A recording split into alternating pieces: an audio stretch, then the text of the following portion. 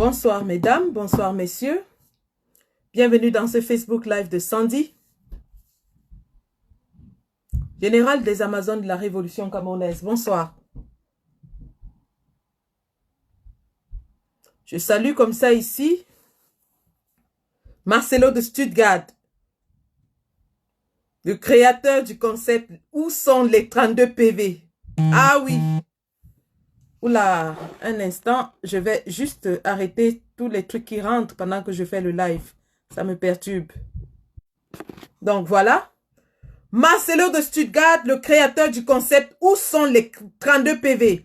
Un concept qui sera toujours d'actualité, qui est d'actualité, qui est au cœur de nos revendications, jusqu'à la gare. Ce sont ces 32 PV-là qui nous font sortir. Ce sont ces 32 PV-là sur lesquels on s'accroche sur le cou de M. Biya. S'il n'avait pas volé ces 32 PV, nous ne serions pas là aujourd'hui. Mais comme il avait volé les 32 PV signés, que le prof Alain Foguet avait dans ses mains, les 32 PV trichés avec la signature à la fin du document.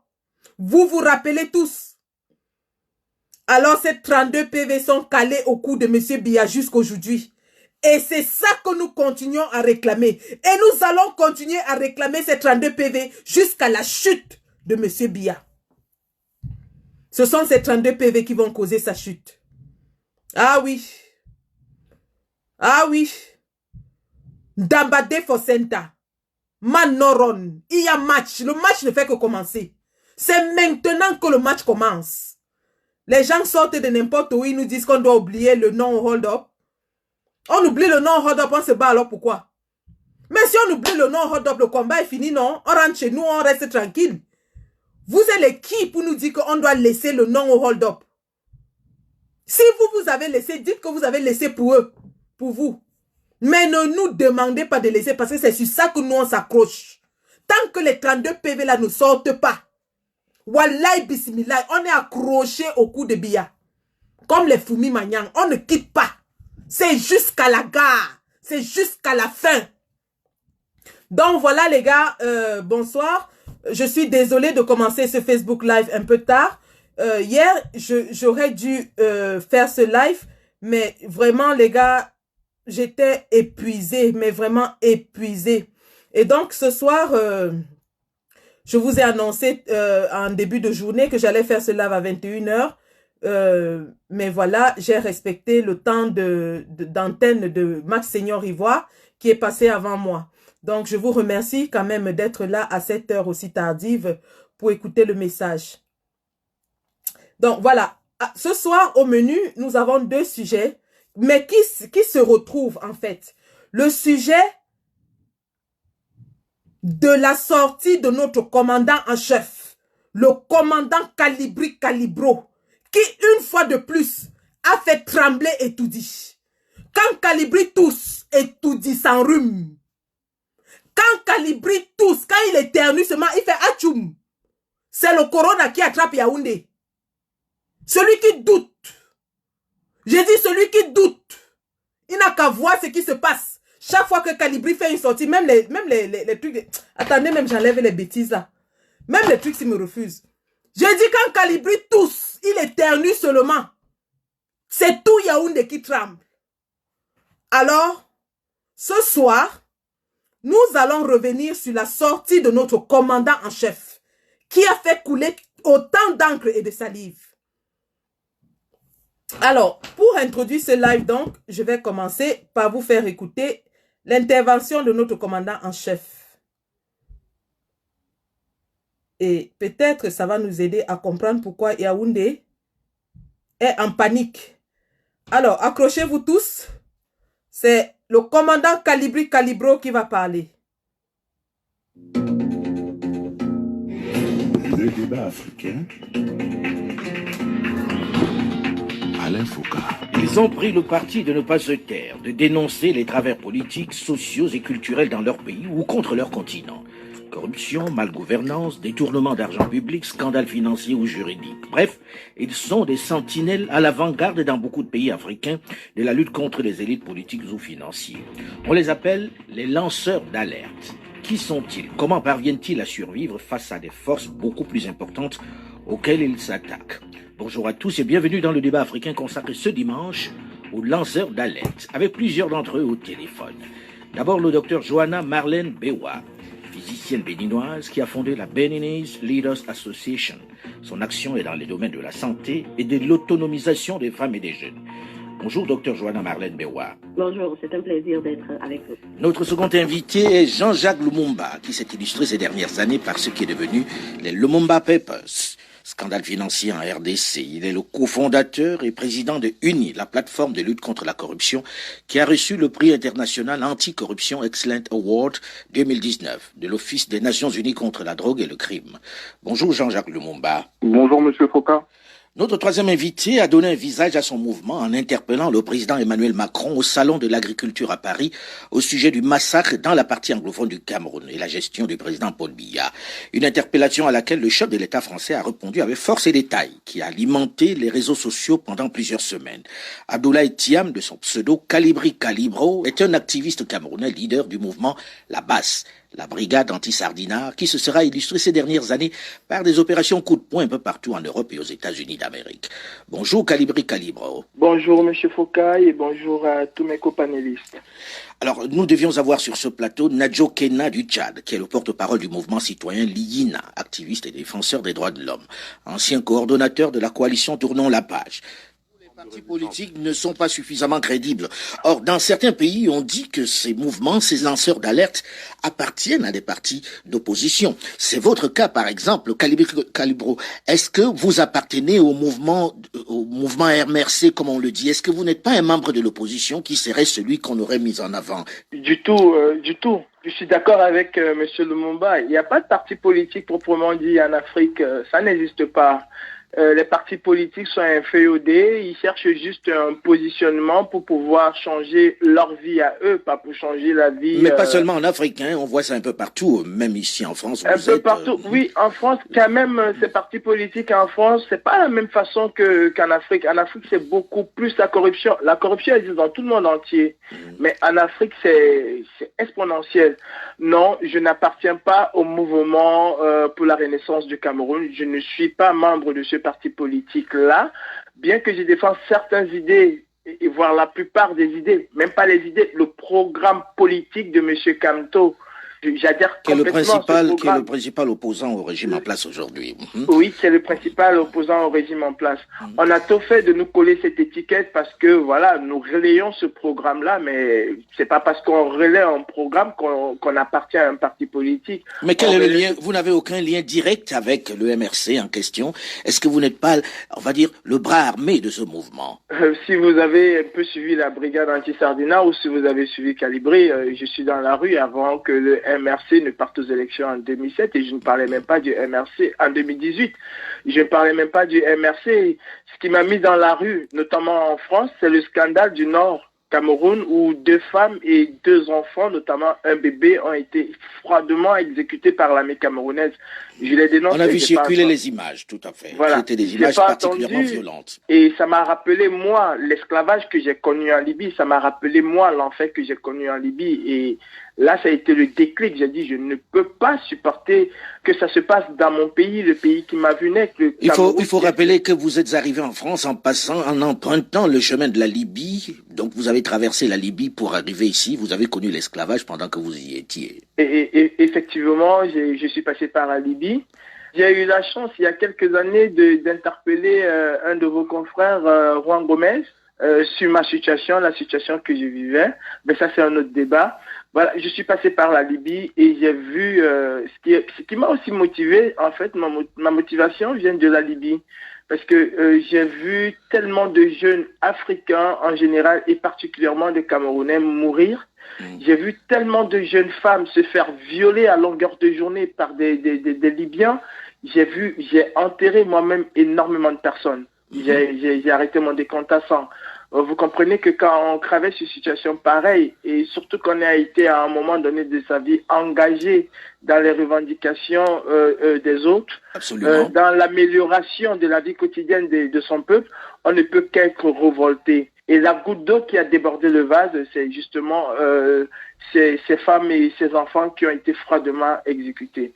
Non, nous sommes des lanceurs d'alerte. Nous sommes, comment je vais dire ça, prépositionnés pour alerter l'opinion tant nationale qu'internationale sur ce que traverse notre pays. Mais qu'est-ce qui déclenche chez vous comme ça cette démarche, qui est une démarche quand même assez singulière et dangereuse? Qu'est-ce qui fait qu'on se lève un matin et puis on dit « je vais devenir lanceur d'alerte, quoi qu'il m'en coûte ». C'est l'amour de ce qu'on fait et c'est l'amour des autres. Une personne qui n'aime pas les autres, qui ne se soucie pas des autres, ne peut pas être lanceur d'alerte.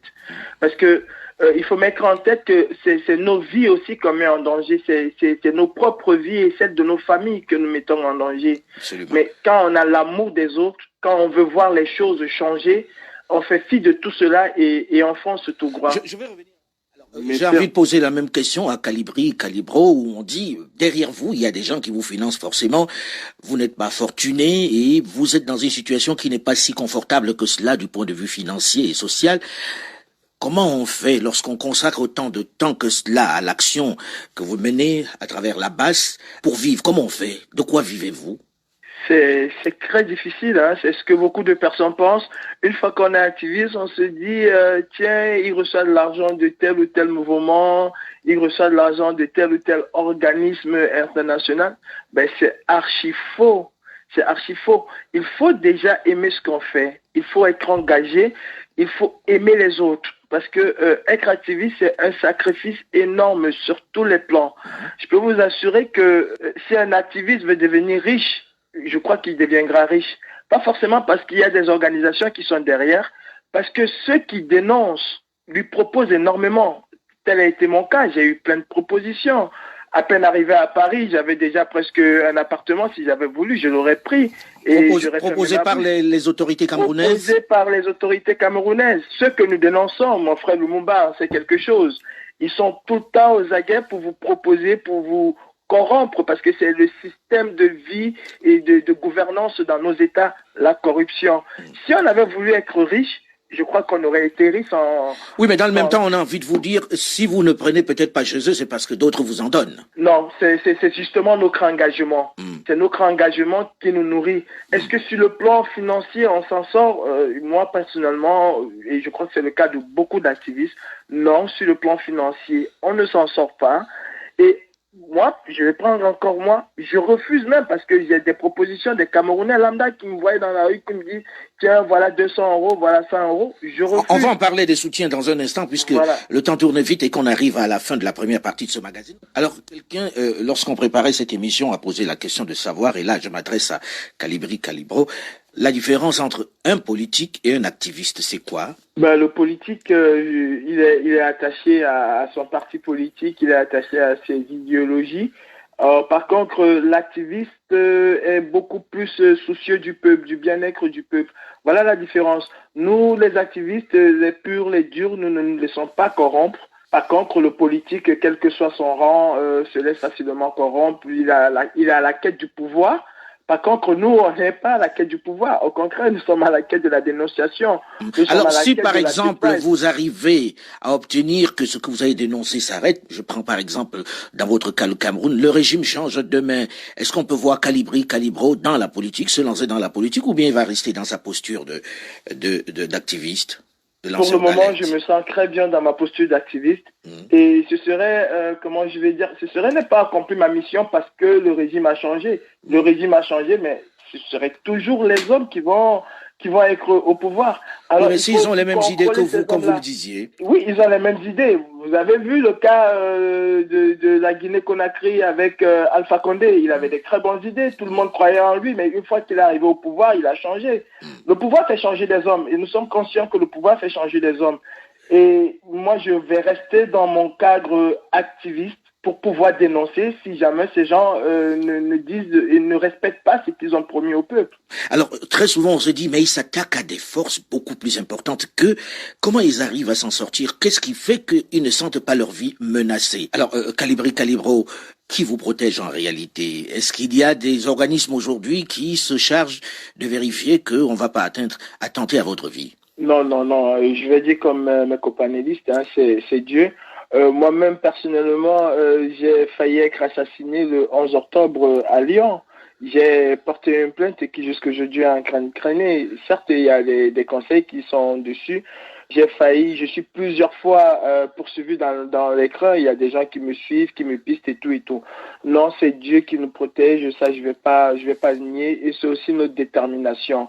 Vous me permettez avec cette émission de penser à quelqu'un qui est en prison aujourd'hui juste parce qu'il est activiste, Paul Tchouta, qui est dans des conditions très exécrables.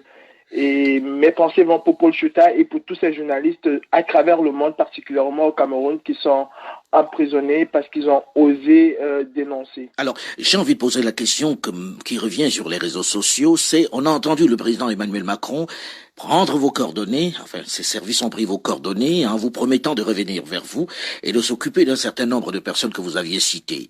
C'était pour la presse ou bien ça s'est passé ensuite? Est-ce qu'il y a eu un contact? Est-ce qu'on s'est rapproché de vous ensuite? Oui, effectivement, il y a eu un contact. J'ai transmis la liste des personnes que j'estimais et que nous estimons qui sont embastillées pour des raisons politiques. J'ai transmis cette liste, il y a eu des contacts et je crois que quelque chose a été fait. Mais si rien n'est fait, d'ici le prochain sommet de la France-Afrique, nous allons encore frapper, comme nous disons, nous allons faire une opération pour dénoncer justement cela. Alors, quand vous dites nous, on se dit comment ça marche exactement votre histoire de la basse, la brigade anti-sardinard? C'est un réseau, vous êtes ensemble, ou bien c'est les réseaux sociaux qui vous permettent de déclencher ces opérations? C'est un réseau. Aujourd'hui, la brigade anti-sardinard est un mouvement bien structuré à travers le monde. Et je peux être fier, Monsieur Foka. Vous savez, il y a très longtemps, on croyait que les Camerounais étaient des personnes qui ne s'intéressaient pas à la politique. Mais depuis les événements de juin 2018, où nous avons été dans la rue, au départ, nous étions quoi, 10, 5. Aujourd'hui, on est capable de mobiliser 100 000 Camerounais en un rien de temps. Et c'est aussi la force des réseaux sociaux.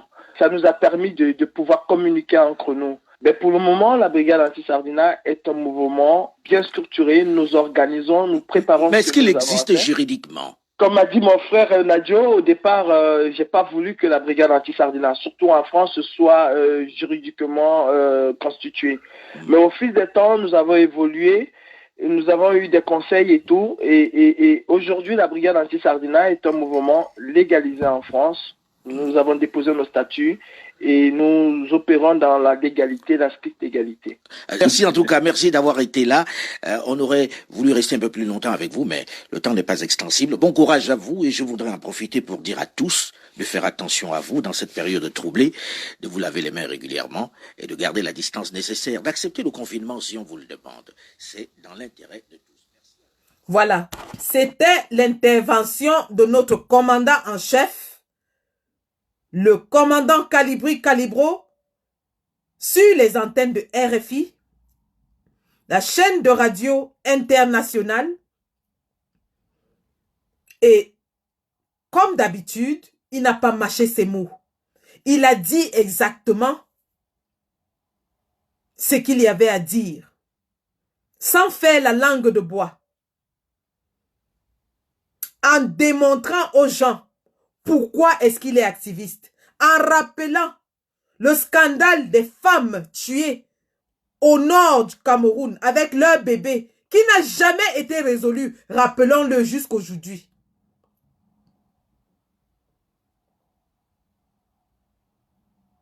Voici l'intervention de Calibri qui secoue Yaoundé au point où tous les journaux du gouvernement satrapique, à la solde du gouvernement satrapique, ont titré que le MRC, Alain Foka est déjà du MRC et de la basse. Eh, Anti. Ouais, Calibri, toi là, tu vas nous faire des choses. Hein.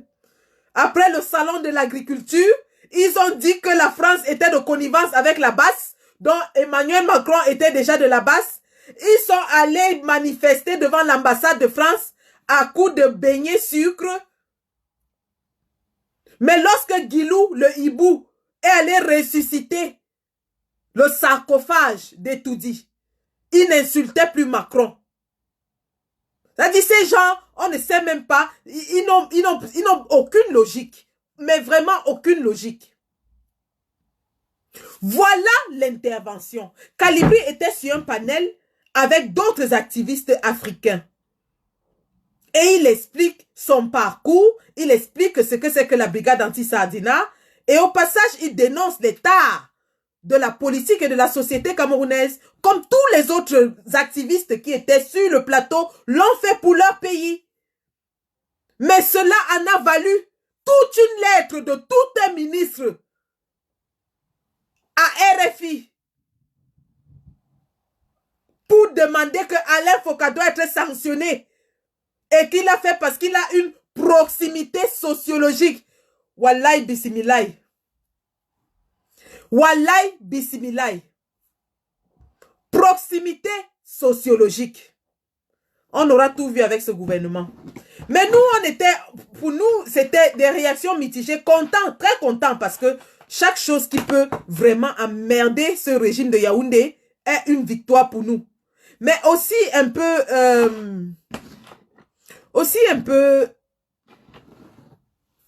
comment je dirais, questionné quant à l'attitude cavalière que ce gouvernement a envers monsieur Alain Foka. Justement, qui est Alain Foka? Alain Foka, c'est un jeune homme, si je peux le dire ainsi, qui est quand même né le 22 juillet 1964. Donc, ça lui fait 55 ans parce qu'il aura 56 ans bientôt en juillet. Il est né à Douala et d'origine ethnique, il est de Bafoussam, bien sûr. Alors, il grandit quand même dans plusieurs villes parce que son père était officier de police. Et vous savez que les fonctionnaires, ça s'affecte dans toutes les villes, dans toutes les provinces. Donc, il grandit comme ça au gré des affectations de son papa. Et donc, c'est un monsieur qui a été au contact de presque toutes les tribus, toutes les cultures au Cameroun. D'où même la richesse qu'il a lorsqu'il parle des peuples africains. Alors, monsieur Alain Foka, de par son background, de par son enfance, donc, entre au contact des populations les plus pauvres et commence à combattre les inégalités depuis même tout petit. Il commence à combattre l'injustice. D'ailleurs, lorsqu'il est en première au lycée classique de Bafoussam, il est viré du lycée parce qu'il avait giflé le proviseur.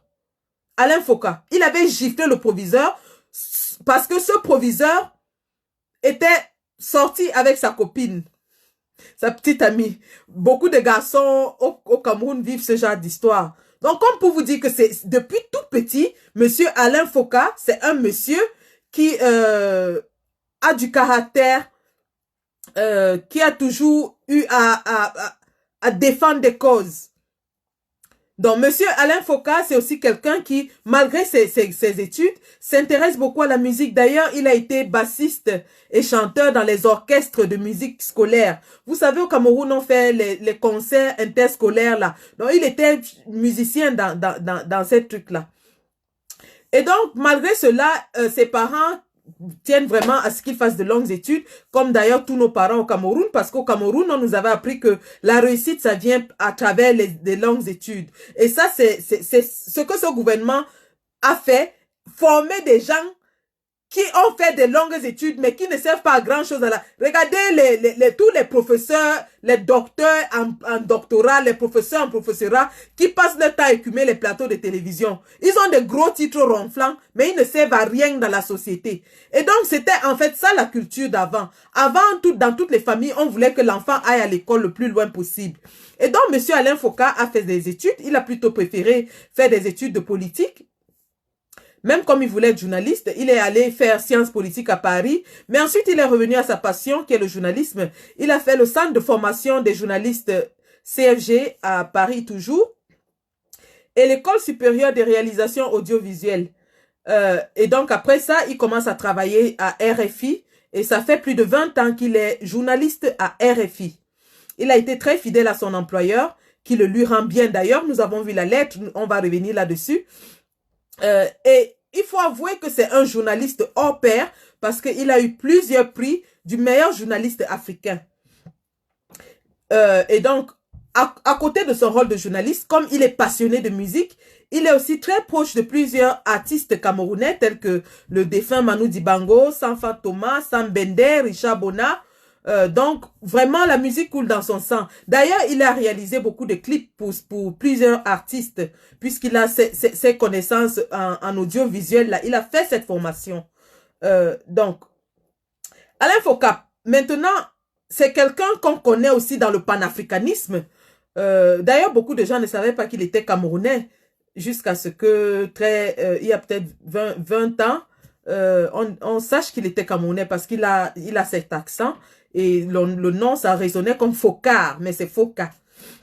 Donc, il est marié à une métisse guinéenne, mais il ne parle pas il protège sa vie de famille, en fait. Et chaque fois qu'on lui pose des questions là-dessus, il répond, on ne peut pas prôner le panafricanisme et chercher à épouser uniquement les femmes de son propre pays. Il faut éviter de s'enfermer dans des particularismes. Parce que c'est ça qui amène le tribalisme et la division. Le tribalisme et la division. Donc, voilà donc à peu près le parcours de M. Alain Foka. Et M. Alain Foka, jusqu'ici, avec tous les troubles qu'il y a eu au Cameroun, avec tout ce qu'il y a eu au Cameroun comme problèmes sociopolitiques, n'a jamais été impliqué, a toujours refusé de se prononcer.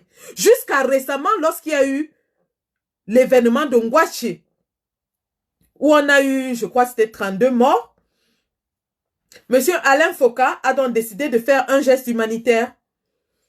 Et il s'est associé avec M. Samuel Eto'o. Ils sont donc allés à Bafoussam pour réaliser cette œuvre humanitaire. Mal lui en a pris. Mal lui en a pris. Parce que lui qui se croyait neutre, lui qui croyait qu'en ne se mêlant pas de la politique, lui qui croyait qu'en ne disant rien des problèmes du Cameroun, il sera épargné. Qu'est-ce qui est arrivé?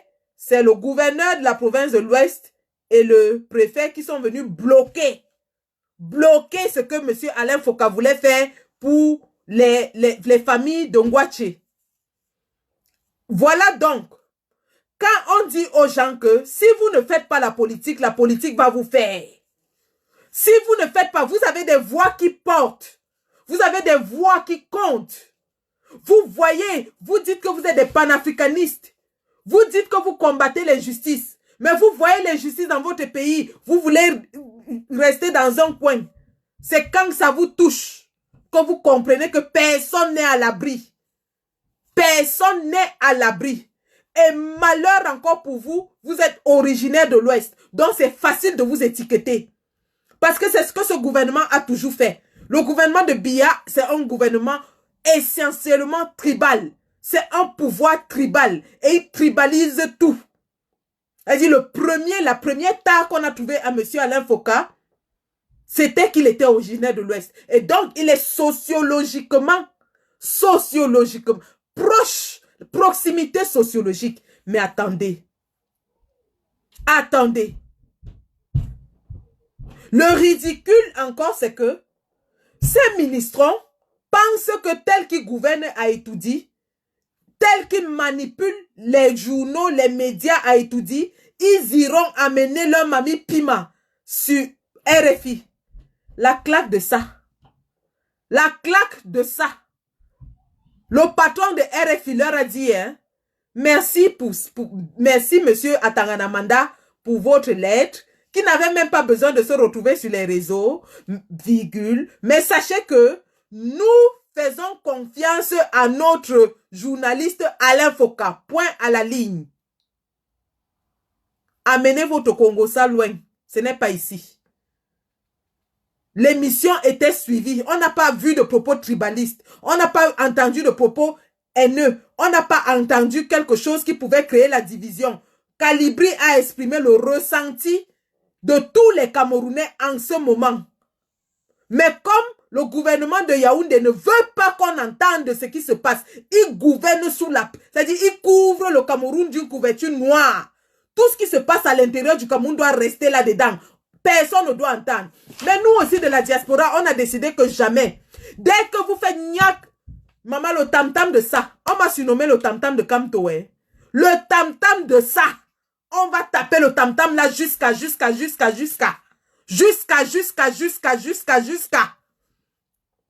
que vous avez toujours cherché à cacher. Nous, on l'expose, on le met en Mondovision, on crie haut et fort, on alerte le monde entier sur ce qui se passe au Cameroun. Et vous venez exposer en Mondovision votre tribalisme nauséabond, votre tribalisme de division, de haine. Du coup, vous donnez un label à M. Foka, qui a toujours évité de se mêler à la politique. Pour peu qu'il ait fait intervenir Calibri, pap, on le met, on dit étiquette MLC basse. C'est toujours eux. Même Macron était déjà devenu un agent de la basse. Comme on a interpellé Macron au salon de l'agriculture, Calibri avait interpellé Macron. Macron a parlé devant tout, ça a fait le tour du monde. CNN, Sky News, BBC, vous citez n'importe quel... Tout le monde avait parlé de ça. Est-ce que vous avez dit que Macron était de la basse aussi, non? Ils ont dit que c'était le complot, qu'on a laissé entrer Calibri. C'était le complot. La France veut déstabiliser le Cameroun. Tout le monde veut déstabiliser le Cameroun pour vous. Hilaria Allegrozi, elle veut déstabiliser le Cameroun. Ah, il n'y a jamais eu les mots en gabou. Elle racontait des histoires. Mais quand le rapport est venu, vous-même, vous avez admis que ce sont vos militaires que vous avez envoyés, qui sont allés écraser les cadavres des gens en Gabou, qui sont allés brûler les grands-pères, les grands-mères, les mamans en Gabou. Mais dès qu'on veut parler, on veut déstabiliser le Cameroun. La récente que vous venez de trouver, financement de la résistance aux institutions.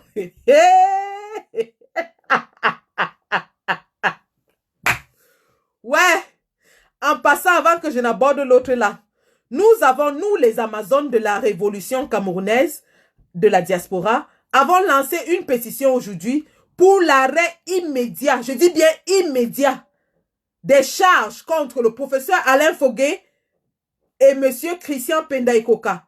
Et à cette pétition, nous avons attaché Madame Hilaria Allegrozi, le député Sébastien Nadeau, la Commission des droits de l'homme aux Nations Unies. Et nous allons aussi envoyer cette pétition à Madame Karen Bass. Et nous vous invitons à signer cette pétition. Ils ont libéré les 6 volontaires ce soir, cet après-midi. Mais nous voulons l'arrêt immédiat des charges. Parce que si ce n'est pas fait, on va aller partout où on peut dénoncer que pendant que partout ailleurs on appelle à l'aide, au Cameroun, on enferme les gens qui aident les gens qui meurent de Covid. Nous allons dénoncer ça partout. Nous irons crier partout. Cette pétition va même, moi j'irai, ça va, mais Amazon, tout le monde, ça va aller partout. On ira à la BBC, CNN, Sky News, TV5, partout, France 2. On va aller dénoncer que vous, au Cameroun, vous enfermez les gens qui donnent de l'aide à la population qui est désespérée. Des gens qui vivent avec moins d'$1 par jour. Vous fabriquez les masques, les cache-nez. Vous vendez à 1300. Et quand on veut donner gratuitement, vous enfermez les gens qui donnent gratuitement. Nous allons dénoncer cela. Il est temps qu'on commence à vous challenger, vraiment, qu'on vous tacle. On avait dit que c'est balle au centre. Vous faites tic, on fait tac maintenant. On n'attend plus. La pétition est lancée, les gars. Signez-moi ça. Signez-moi les bêtises. Signez les bêtises. Parce que cette pétition-ci, plus qu'autre chose, va exposer les monstruosités que le gouvernement de Yaoundé est en train de commettre. Ils vont comprendre. D'ailleurs, l'Organisation mondiale de la santé qui vous finance est attachée, pas parce qu'elle nous plaît, mais parce que nous allons dénoncer aussi ces actions. C'est qu'elle cautionne dans un pays où, au lieu de donner les masques, le matériel essentiel aux populations, elle vient offrir des prados. Nous allons dénoncer tout ça. Là, le temps où on faisait le lock-chou est fini. Il n'y a plus de lock-chou. C'est terminé ce temps-là. Nous allons dénoncer toutes les exactions. C'est de ça qu'il est question.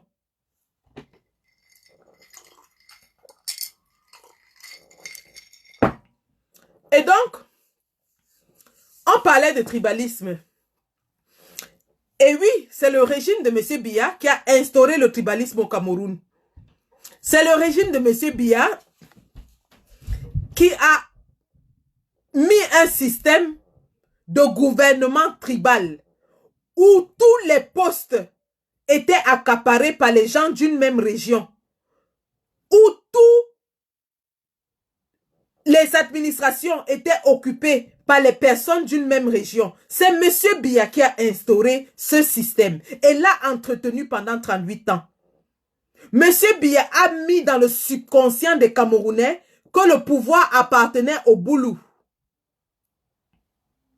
et que le reste des Camerounais était fait pour être dirigé.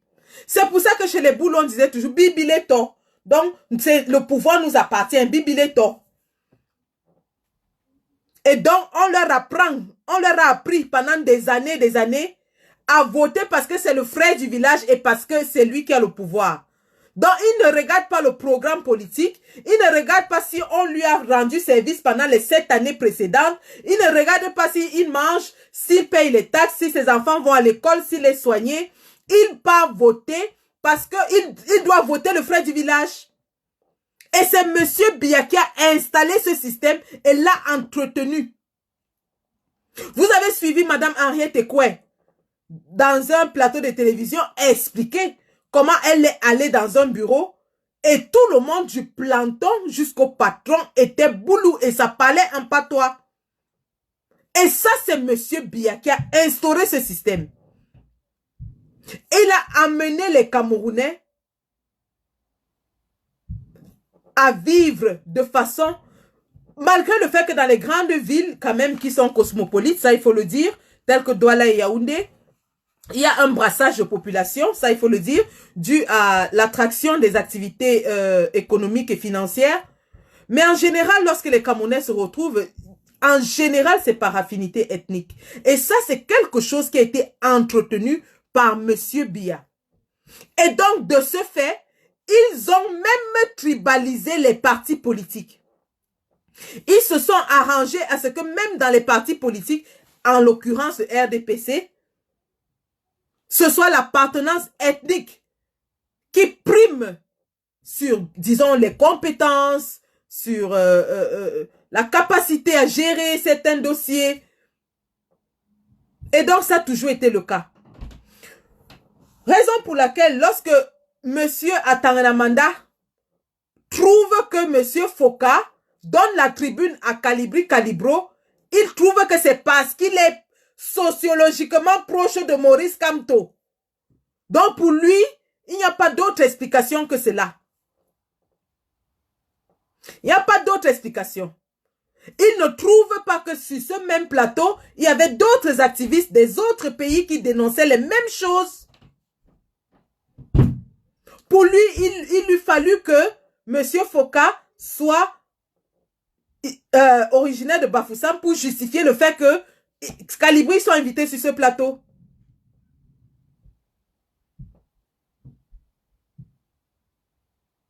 C'est quand même assez extraordinaire, n'est-ce pas? Mais malheureusement, voilà un sujet qu'on nous demande d'éviter. Carrément, on nous dit ne parlez plus de tribalisme. Oh, ça va exacerber, ça va blesser les sensibilités. Il ne faut plus parler de ça. Parce que quand vous allez parler de ça, les gens vont fuir le professeur Kamto. Non, quand vous allez parler de tribalisme, vraiment, vous allez aliéner les autres Camerounais. Ne parlez plus de tribalisme. Mais le tribalisme est au centre de tous les débats. Il est au cœur de tous les débats en ce moment au Cameroun. Parce que lorsque le président élu se présente à la Cour constitutionnelle, vous vous rappelez, il avait dit, mangez-moi là où on fait un concours pour être boulou, pour que moi aussi je le fasse. Si ce jour-là, mon cœur ne s'est pas arraché, si ce jour, mon cœur n'est pas tombé dans la poitrine, je n'aurai plus jamais autant mal de ma vie. Parce que ayant démontré, avec preuve à l'appui, autant que faire se peut, qu'il avait gagné les élections. Nous tous, on a vu le panel des avocats qui accompagnait le président élu. Le Conseil constitutionnel avait été suivi au Cameroun plus qu'un match de football, plus qu'un match de Champions League. Les Camerounais étaient scotchés. Tout le monde a vu ce qui s'est passé. Tout le monde a vu le vol en plein jour.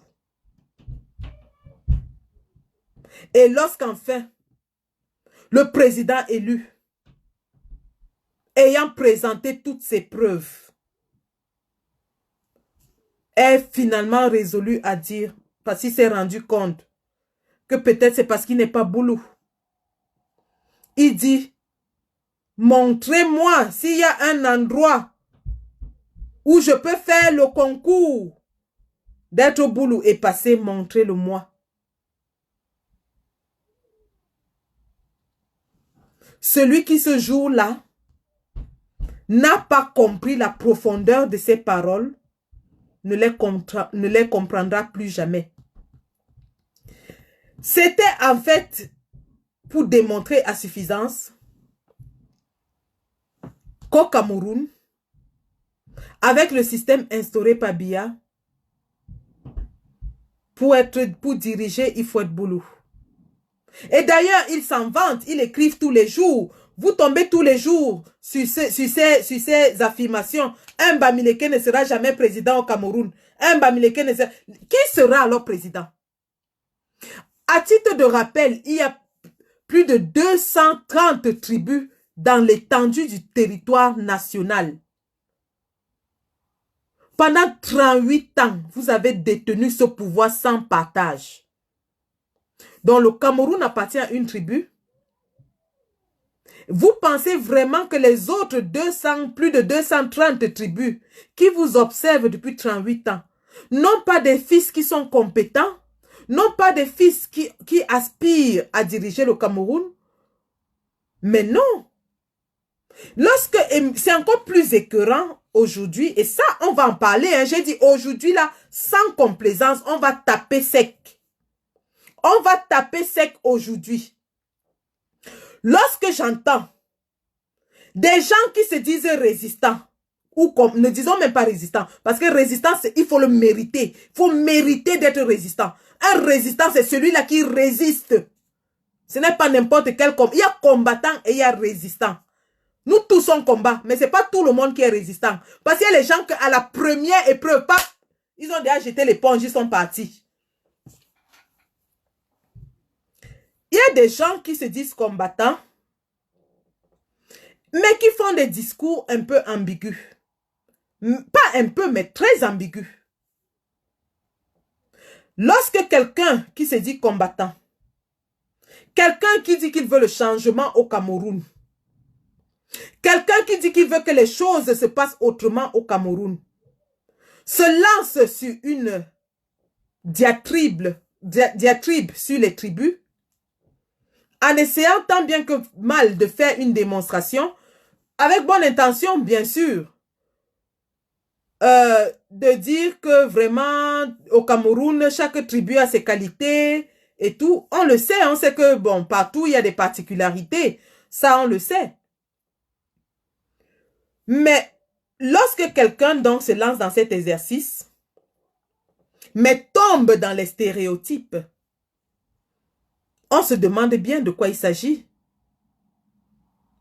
Parce qu'on ne peut pas prétendre changer quelque chose. Si on retombe dans les mêmes travers, effectivement, stéréotyper les tribus, c'est les mettre dans des petites boîtes, dans les une box, avec un label dessus. Quand on dit, ah, les Bamileke sont des bons commerçants. Non, mes frères Bamileke, vraiment, je les aime beaucoup. Ils sont travailleurs, ils sont ci, ils sont ça. C'est des bons commerçants. Et après, à côté, on dit, ah, vraiment, mais il faut que mes frères Boulou comprennent, mes frères Betty, il faut vraiment comprendre. Parce que vraiment, on vous a déjà dit que il faut bien vivre avec les autres. Les Betty sont les bons fonctionnaires, ils sont des bons administrateurs et tout. Hello? Hello? Are you kidding anyone?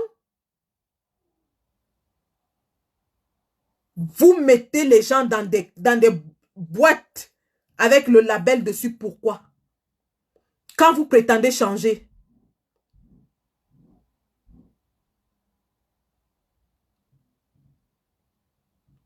N'y a-t-il pas des Étones qui sont meilleurs commerçants que des Bamileke? N'y a-t-il pas des Yambassa? Et ici, je salue ma soeur, ma petite soeur, ma belle-fille, Marie-Flore Mboussi, qui sont autant bons dans le commerce et les activités économiques que les Bamileke. Pourquoi est-ce que vous voulez mettre un label sur les gens? Mais prenons un exemple. Lorsqu'on parle des métiers de droit, par exemple, au Cameroun, que je connais un tout petit peu, hein, ça je vais pas avoir la prétention de savoir un peu plus que ça. Les meilleurs avocats, les plus brillants avocats que je connaisse, peut-être qu'il y en a d'autres, mais ceux que moi je connais en tout cas, ne sont pas de l'ethnie à laquelle on veut nous faire croire. Il y a Maître Lavoisier Tiapi qui est passé dimanche dernier sur Equinox avec Angèle Lebon d'Achua, qui nous a même d'ailleurs démonté cette fameuse loi de 1983, une loi archaïque qui sont allés déterrer pour dire que Cameroun Survival était illégal. Revenant même sur ça, avant que je ne continue sur le labeling des tribus, parce que je vais revenir là-dessus. Mais parlant même de ça, de cette fameuse loi de 1983, que Maître Lavoisier Tiapi, que je salue d'ailleurs ici, a démonté pièce par pièce sur Equinox. Je dis bien démonté pièce par pièce, dans un langage simple que tous les Camerounais ont compris. Il a démontré que cette loi était désuète et qu'elle ne pouvait s'appliquer. En prenant des exemples patents. En prenant l'exemple de l'argent cotisé pour la Coupe du Monde. En prenant l'exemple de l'argent cotisé pour le Nozo. Maître Lavoisier Tiapi a cassé sa pâme comme ça là. Et c'est l'un des meilleurs avocats au barreau du Cameroun. Parlant donc de cette loi. Je ne suis qu'une pauvre infirmière, une simple infirmière, mais dans le cadre de mes études, j'ai fait le droit de la santé. Parce que pour exercer, il faut connaître le droit. Il y a tellement de législation autour de la profession de la santé qu'il fallait faire des études de droit de la santé. Et dans le cadre de ces études du droit de la santé, ici en tout cas au Royaume-Uni, nous avons appris qu'une loi est révisée chaque 5 à 10 ans. Minimum 5 ans, maximum 10 ans. Les lois sont régies par les événements et le contexte social. Lorsque le contexte est dépassé, il faut réviser la loi.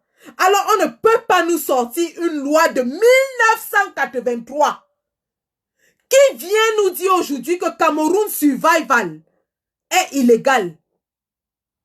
Et d'ailleurs, j'en profite ici pour en appeler à tous les avocats du MRC ce soir.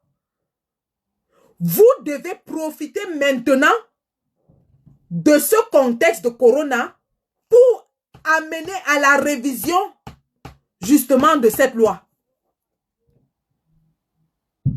Parce que c'est une des choses que j'ai aussi apprise, que la loi est révisée en fonction du contexte. Lorsque le contexte change, on modifie la loi. Donc ça, c'était une parenthèse pour donner encore juste un petit coup une petite claque à M. Atangandji, qui pas déterrer des lois archaïques pour faire croire aux gens que on ne peut pas aider des populations en souffrance. Hello? Revenons donc sur ce que j'étais en train de développer. Le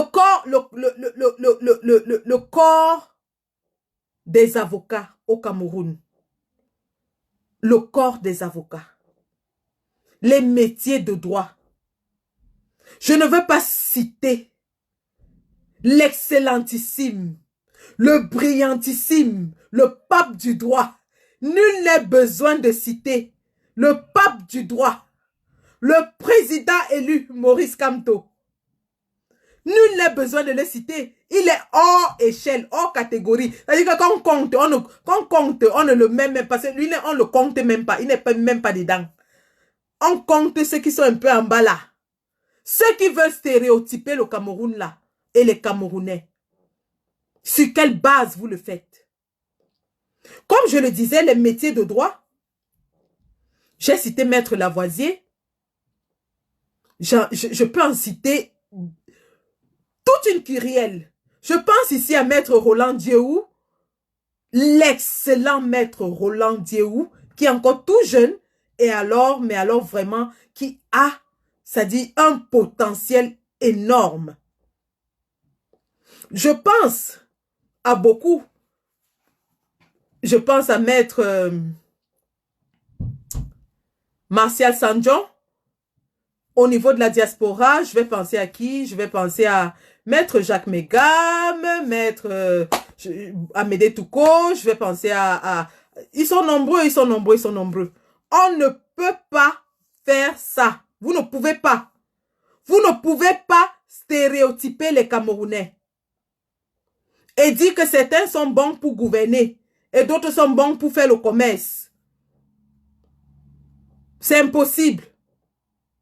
Et je fustige, je condamne toute personne qui dit combattre pour le changement dans ce pays et qui se lance dans un exercice de stéréotypage des Camerounais.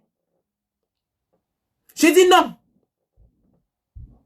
Je dis non.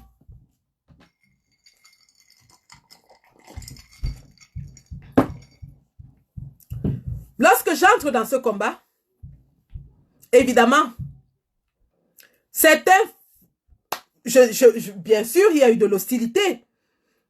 Certains disent que, on la met devant parce qu'elle est boulou. On la met devant parce qu'elle est boulou. Mais un an plus tard, plus d'un an plus tard, ce n'est pas le fait que je sois boulou qui me fait vous parler aujourd'hui. Ce sont mes faits d'armes dans le combat. Et c'est ce qu'on demande à tous les combattants. Quand vous entrez dans ce foutu combat, mouillez le maillot. Mouillez le maillot. Quand vous dites que vous descendez dans le terrain pour jouer dans ce match-ci, trempez le maillot. Si vous êtes incapable de tremper le maillot, vous sortez, vous donnez la place à ceux qui peuvent tremper le maillot. Ça ne sert à rien de venir dans un combat et de commencer à pointer du doigt, pointer du doigt, pointer du doigt.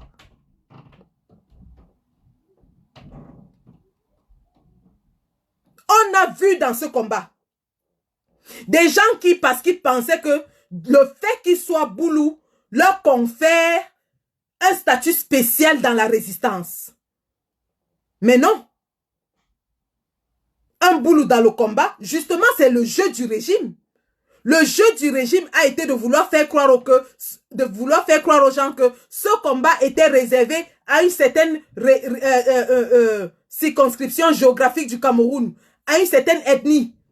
Et donc, pour ce faire, il y a eu au début de ce combat des gens qui fustigeaient violemment les boulous. Même certains bêtis et tout ça qui voulaient entrer dans le combat se sentaient frustrés, insultés et ne voulaient pas entrer parce qu'il y avait un certain courant qui était entretenu, qui fustigeait, insultait les boulous tous les jours. Moi, même si il n'y avait pas un jour que j'ouvrais Internet ici sans voir les femmes boulous sont des putes, les boulous sont des si. Ça a diminué depuis un certain temps, on ne voit plus ça.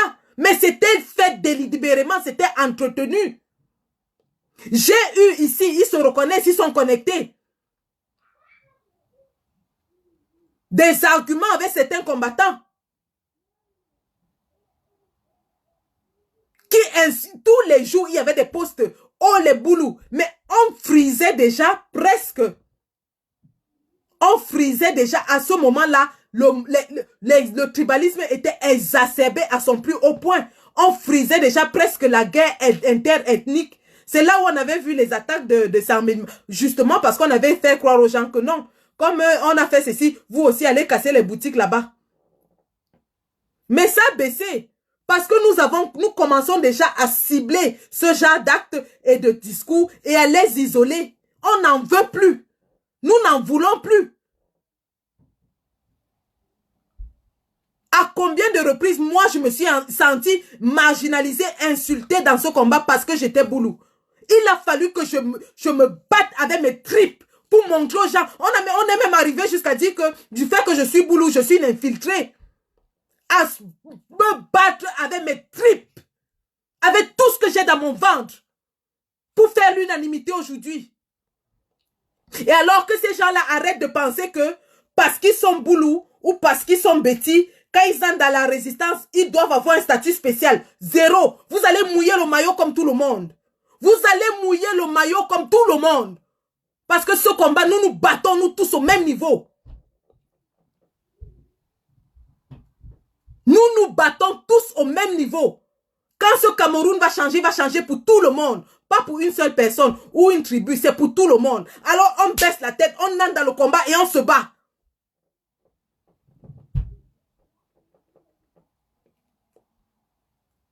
Et on se bat.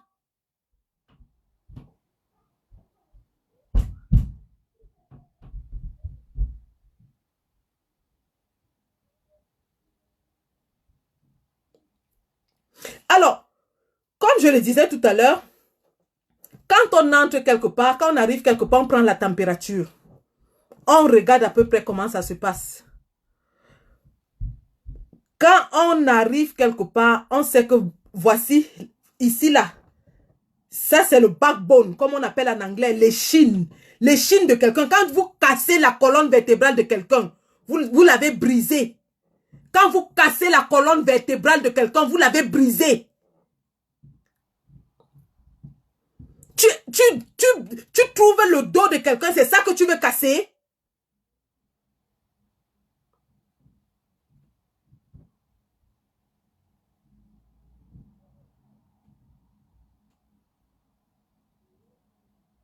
À un moment donné, il faut qu'on nous dit, ah non, non, il faut arrêter, il ne faut pas parler. Quand vous vous blessez là, et que vous ne traitez pas cette plaie, vous la gardez parce que sinon, si vous la traitez, ça va faire mal. Ah non, non, non, si je mets l'alcool dessus, ça va faire mal. Ce qui va arriver, c'est qu'il y aura la gangrène et pap, vous allez perdre votre main, votre arme, votre pied, votre bras. Quand vous avez une plaie, il faut verser l'alcool dessus. Ça fait mal, mais ça soigne. C'est comme ça. Ça fait mal, mais ça soigne. Quand les choses ne vont pas, il faut en parler. Il faut en parler.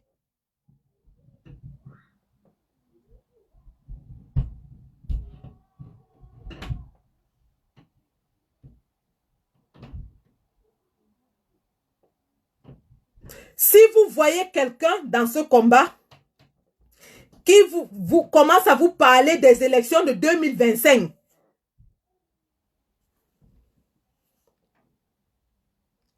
cette personne se bat pourquoi?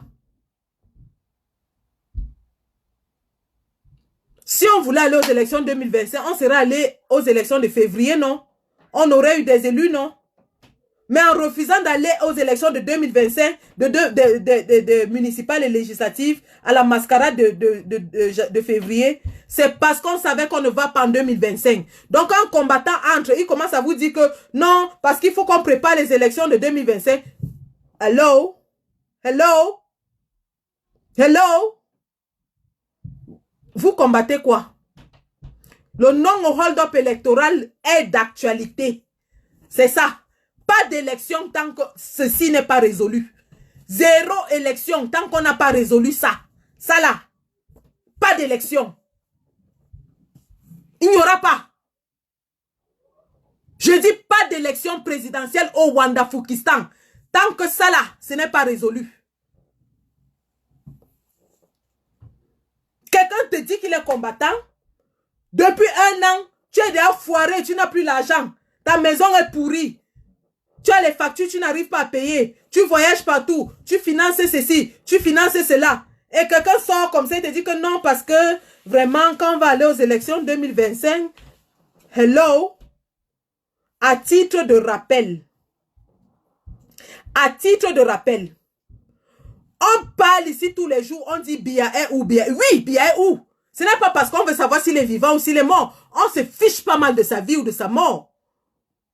On s'en fout. On veut qu'il assume les fonctions qu'il a volées. C'est tout. C'est pour ça qu'on demande que Biya est où. Ce n'est pas parce que sa vie, sa respiration nous intéresse.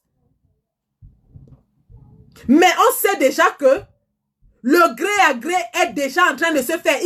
On vit le gré à gré. Ce n'est pas comme s'il y aurait un autre gré à gré. Hein. Nous sommes en plein dans le gré à gré, les gars. Nous sommes dedans. Lorsque quelqu'un n'assume pas ses fonctions, il donne sa signature à quelqu'un d'autre. Il s'en va se coucher en vomeka. Et donc, c'est quelqu'un d'autre qui est en train de diriger le pays. Vous appelez ça quoi? Ce n'est pas le gré à gré. Vous voulez encore quel genre de gré à gré? On est en plein dans le gré à gré, les gars. On est en plein dedans. Maintenant, tout ce on se bat pour quoi? On se bat pour que il ne traîne pas ça jusqu'en 2025 et pour que il nous impose encore quelqu'un d'autre. C'est pour ça qu'on se bat. On se bat pour que cette chaîne-là s'arrête avant 2025. C'est trop loin, gars. Moi, je ne serai pas dans le combat pour me battre. Biya va partir avant. Je ne suis pas entré pour attendre les élections, mon ami. Je ne pense pas que Calibri est entré pour attendre les élections. Je ne pense pas que tous les combattants soient entrés pour attendre les élections. On ne va pas se mettre à crier comme ça tous les jours pendant 7 ans. Pour rien au monde. Pour rien au monde.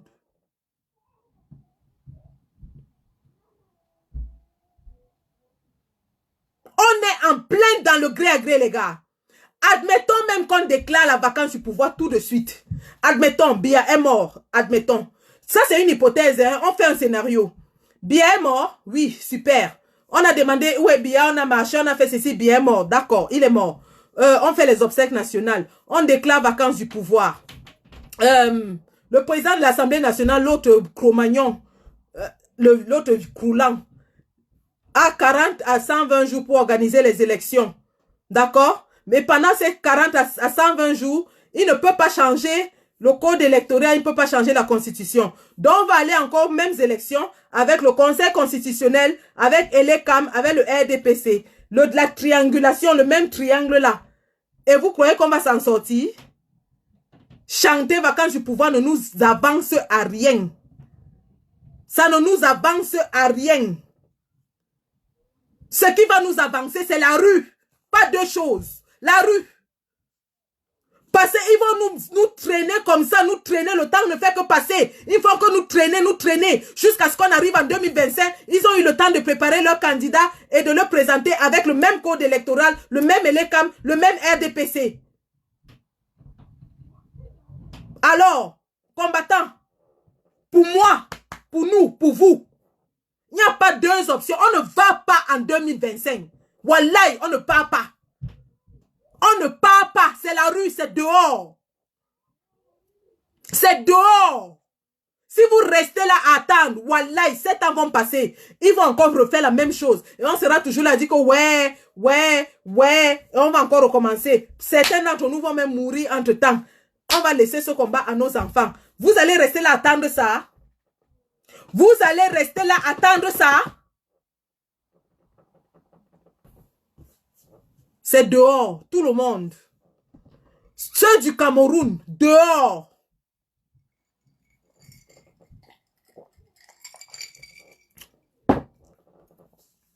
Les 32 PV. Les 32 PV. Non au hold-up électoral. Jusqu'à la gare. Non au hold-up électoral. Non au hold-up électoral. Jusqu'à la gare. Celui qui ne se bat pas pour ça, ne se bat pas. Il se bat pour rien. Il ne se bat pour rien. Celui qui dit qu'il se bat avec vous et qui vous dit qu'attendez les élections 2025, papa, va préparer ta part d'élection là-bas. Hein. Nous, on n'est plus dedans. Parce que même le président, en refusant d'aller aux législatives, a refusé les élections 2025. Et il nous a dit qui ne va pas nous dire ce qu'il y a lieu de faire. Nous devons prendre notre destin en main. C'est ce que le président avait dit à Paris. Le président avait dit que ce n'est pas lui, il ne nous dira pas, que nous-mêmes on sait ce qu'on a à faire. Vous voulez qu'il dise encore ça comment? Vous voulez que le président vous dise ça en quel terme? Vous voulez que le président vous dise ça comment?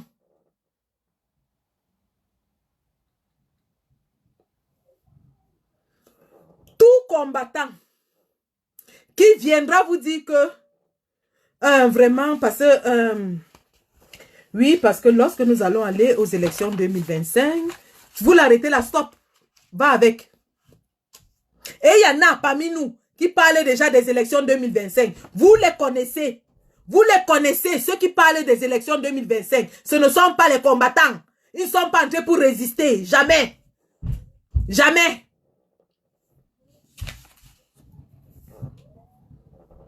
Un combattant, quelqu'un qui se dit combattant, qui parle au régime Biya en contournant, en caressant à gauche, en caressant à droite, qui ne veut pas taper sec comme ça que non. C'est à cause de vous qu'on est dans les problèmes. Qui va dire que oui, c'est parce que la France avait fait ci, c'est parce que la France avait fait ça, c'est pour ça que nous sommes dans... Jamais. Tous les pays qui ont été colonisés par la France sont soumis au même problème. Le Cameroun n'est pas différent des autres. Peut-être même un peu moins. Quand on regarde la Côte d'Ivoire, la même mise que la France a sur la Côte d'Ivoire, ce n'est pas pareil qu'au Cameroun. Alors qu'on ne nous dise pas que c'est parce que la France était allée fabriquer les billets d'argent, c'est pour ça qu'aujourd'hui au Cameroun, on n'a pas l'argent pour soigner le corona. Parce que si nous-mêmes on fabriquait notre argent, vous voyez, si on fabriquait notre argent nous-mêmes, on aurait l'argent pour combattre corona. Vous aurez quoi? Vous aurez les devises? C'est parce que la France fabrique le CFA que le Cameroun n'a pas de devises? Vous voulez qu'on vous rappelle ce que vos ministres volent? Vous voulez qu'on vous rappelle? Je ne parle pas du plus grand voleur devant Dieu et devant les hommes, que j'ai la honte d'appeler mon oncle. Oui. Je vais vous montrer un autre exemple d'un autre voleur de la République. C'est même où là? Voilà. Écoutez ce qu'un ministre peut voler.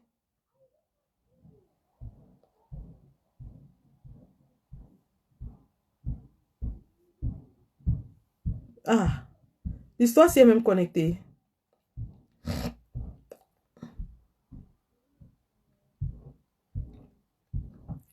J'essaie de mettre. Voilà. Ça se connecte. Je vais vous faire voir ce qu'un ministre peut voler. Et on veut nous faire croire que c'est parce que la France fabrique nos devises qu'on n'a pas l'argent pour combattre le corona.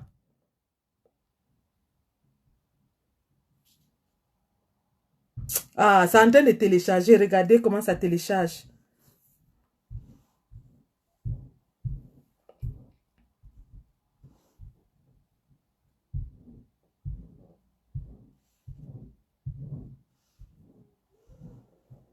Ah, je n'ai pas Internet. On va revenir là-dessus quand ça va connecter.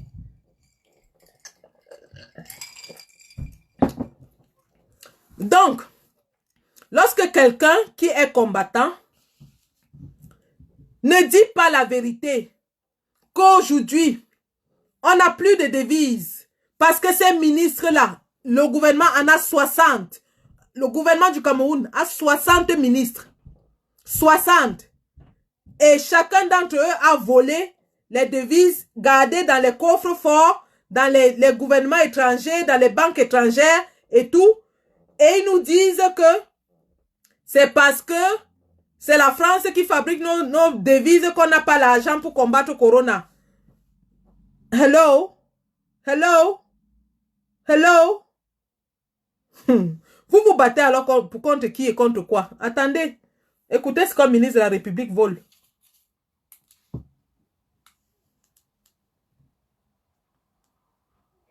Du tribunal criminel spécial la semaine dernière. Vous allez vous-même comprendre. Si un seul Camerounais prend comme ça, Si vous en avez 10 comme ça, là, le pays ne peut pas fonctionner. Oui, si vous en avez 10. Parce que il n'y a pas plus de 10 personnes qui causent des problèmes au Cameroun. Hein. C'est-à-dire que tout ce qui ne marche pas là, c'est quelques 10, 20 personnes qui paralysent le pays. Je vous en prie, permettez-moi de faire mon travail, M. Bellaté. Alors, liste des véhicules saisis par les éléments du corps spécialisé de la police judiciaire du TCS et mis sous main de justice. Aux mains d'Atanakuna, Hervé Patrick. Ce sont ces deux prénoms, constitués gardiens. Un véhicule de marque Mercedes-Benz, immatriculation CE014FS. Deux véhicules Mini Maurice CE010FS. Aux mains de Madame Atanakuna Nemenge Akono Aline, quartier Ntougou, Golf Yaoundé, constituée gardienne. Une Mercedes-Benz ML350, 4 matic marron. Deux Mercedes-Benz classiques noirs. 3 Mercedes-Benz classique S noir. 4 Lexus LS 460L noir. 5 Porsche noirs. 6 Toyota Camry. Au garage, au Kala, Désiré, quartier Mbankolo, dont le tenancier a été constitué gardien. Une Toyota Prado accidentée noire. Une Hyundai Santa Fe noire. Garage établissement Sima, Sisaeki, tenu par Chidiebere Ekedina, c'est un Nigérian, constitué gardien. Une Toyota Land Cruiser V8 noir. 2 Dodge Caliber noir. 3 Renault Versatis noir. Garage Chris Auto, 6 en Vogada, non loin de nous ici là, constitué gardien. Une Volkswagen Touareg noire. Liste des biens saisis dans les coffres. Et là, je m'adresse aux banquiers qui ont voulu me donner des leçons ici. Liste des autres biens saisis dans les coffres donnés en location à Tanakuna Basile par BGFI, agence de Yaoundé montée en rouge, à la suite d'une réquisition du juge d'instruction. Numéraire en euros. 260 billets de 5 euros. 448 billets de 10 euros. 3461 billets de 20 euros. 1659 billets de 100 euros. 614 billets de 200 euros. 1380 billets de 500 euros. Numéraire en dollars américains. 364 billets de 100 dollars américains. 84 billets de 50 dollars américains. 17 billets de 20 dollars américains. Un billet de 10 dollars américains. Un billet de 5 dollars américains. Un billet d'1 dollar américain. Numéraire en dollars canadiens. 5 billets de 20 dollars canadiens, 2 billets de 10 dollars canadiens. Numéraire en dollars de Hong Kong. 10 billets de dollars hongkongais, de 100 dollars, 2 billets de 500 dollars hongkongais. Numéraire en livres sterling. 12 billets de 20 livres sterling. Numéraire en francs suisses. 1 billet de 1000 francs suisses. 4 billets de 200 francs suisses. 6 billets de 100 francs suisses. Numéraire en yuan chinois, je vous en prie, l'auditeur l'a dit tout à l'heure. Numéraire en yuan chinois, 3 billets de 10 yuan chinois. Numéraire en yuan chinois, 3 billets de 10 yuan chinois. 1 billet de 5 yuan chinois. 3 billets de 1 yuan chinois. Monnaie d'Israël, le shekel, 1 billet de 100 shekels. Renning Yinghang, ça c'est toujours le chinois. 1 billet de cette monnaie-là. Numéraire en euros. 97 billets de 5 euros. 937 billets de 10 euros.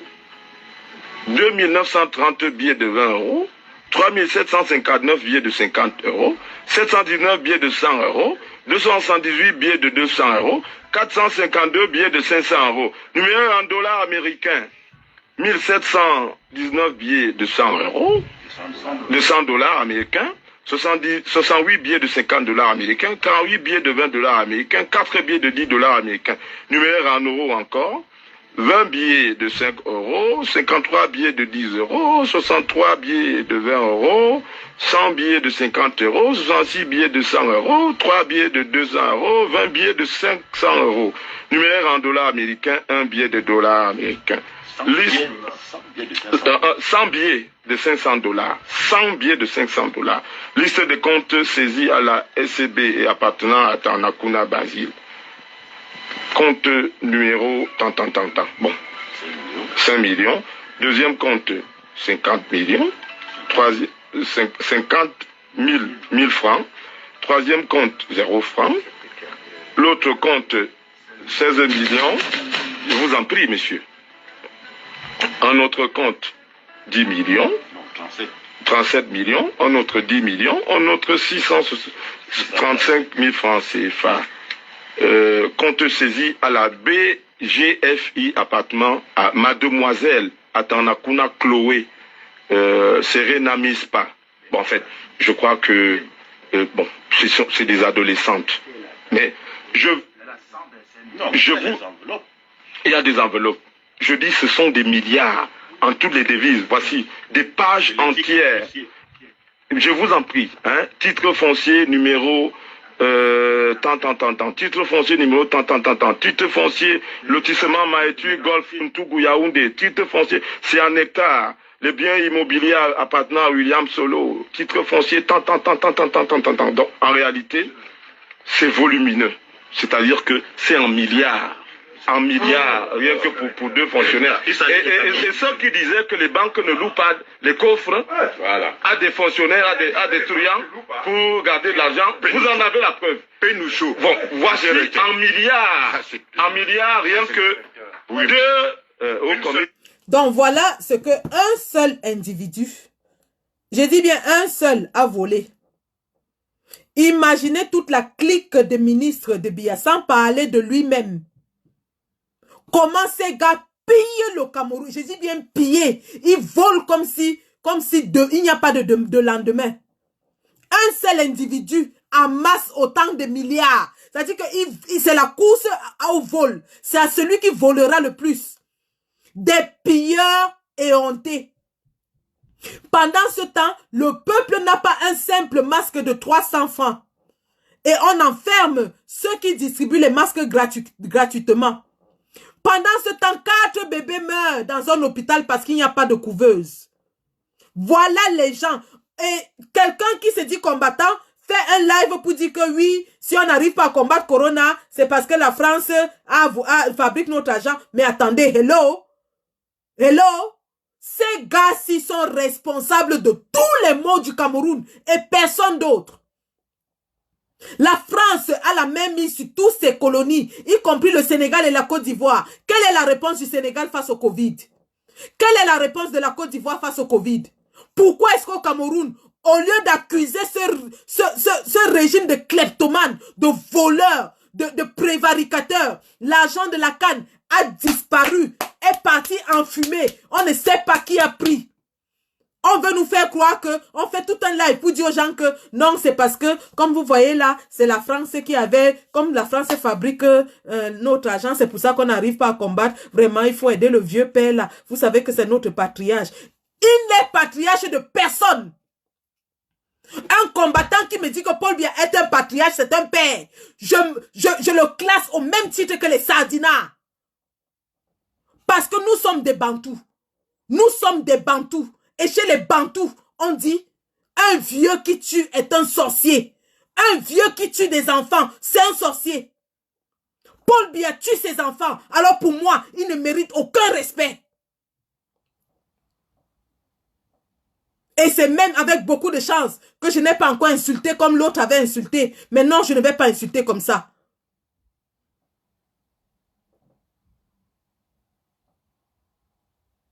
Et ce sont ces gens qui veulent s'ériger en donnant des leçons. Je répète encore ici, vous arrêtez vos pètes-pètes là. Je dis bien vous arrêtez vos pètes-pètes. Quelqu'un touche encore à un de mes garçons. Je dis bien un seul. Ces garçons qui depuis 2015 travaillent pour que nous en arrivions là où nous sommes. C'est des garçons qui sont dans la vingtaine, dans la trentaine. Ils n'ont plus de vie. Ils ne cherchent pas les femmes. Ils ne marchent pas. Ils ne boivent pas. Ils sont dans le combat jour et nuit. Ils sont dans le combat jour et nuit. Le petit Zuimanto que vous voyez là, à 3 h du matin, vous l'appelez, il est debout. Les choses lui arrivent comme ça. C'est comme ça qu'il fait les posts. Zuimanto est à la pointe de l'information. Un enfant comme Darling Evo. Darling Evo a parcouru toute l'étendue du territoire avec le président élu. C'est des gars qui travaillent, c'est-à-dire qui ont fait le travail de sape sur le terrain et sur les réseaux, dans les réseaux sociaux. Pour que ce combat soit ce qu'il est aujourd'hui. Quand le président élu était attaqué de tous les côtés, quand les Mathias Eric Owonangini faisaient 40 postes par jour pour insulter le président élu, ce sont ces garçons-ci qui se sont tenus, qui ont combattu, qui ont envahi l'espace médiatique.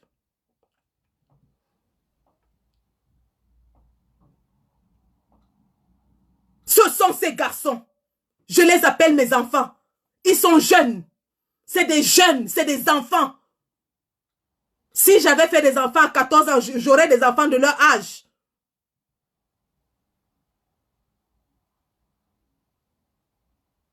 Alors, je répète. Et je n'ai même pas encore commencé. Hein. Alors, vous m'arrêtez vos pètes là tout de suite. Vous arrêtez votre maman là tout de suite. Combattez votre combat. Si votre combat, c'est de dire que Biya est patriarche, il est fatigué, il doit aller se reposer, et comme la France avait fabriqué notre argent, c'est pour ça que Biya n'arrive pas à combattre. Faites ça de votre côté là-bas, fichez la paix aux gens. Fichez la paix aux gens.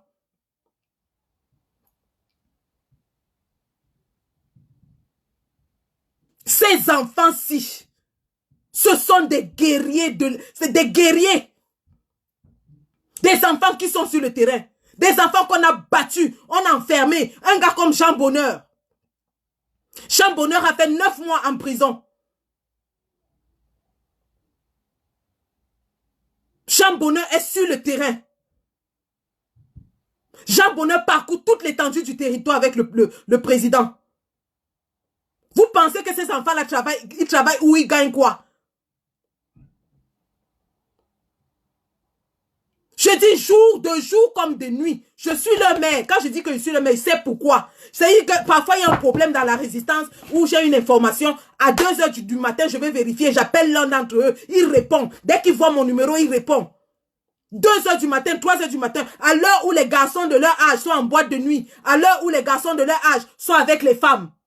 Ils sont dans le combat. Focus. Focus. Je dis bien focus. Cédric Kaké.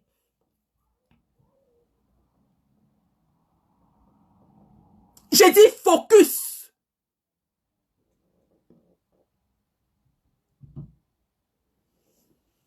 Celui qui touche, qui essaye de s'approcher, je sors comme une lionne sur lui. Je dis bien, je sors comme une lionne. Et je n'ai pas encore commencé. Vous allez laisser mes enfants mener ce combat jusqu'à la fin. 32 PV. On ne va pas en 2025. 2025, c'est 0. Nous n'allons pas à ces élections. Laissez-nous les affaires de 2025. Allez parler ça loin. Nous, on n'est pas dedans. On n'est pas dans cette logique. Si vous avez dit que vous suivez le président élu, alors vous devriez savoir que lorsqu'il avait refusé d'aller aux élections, c'est parce qu'il ne vous calculait pas 2025. Fichez le camp aux gens avec. Allez au rail avec. Allez au rail.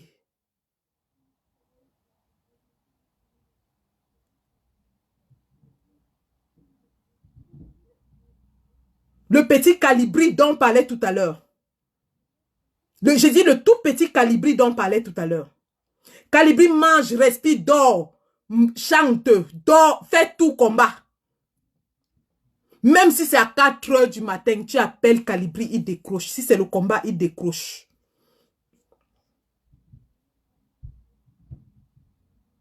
Vous avez compris? Vous avez compris? Vous avez compris? Un enfant comme fils du planteur.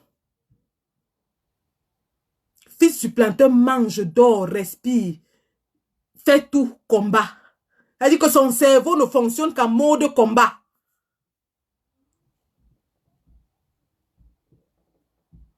Fils du planteur est le chauffeur de tous les combattants à Paris. Il est disponible comme tout. Je dis bien disponible comme tout.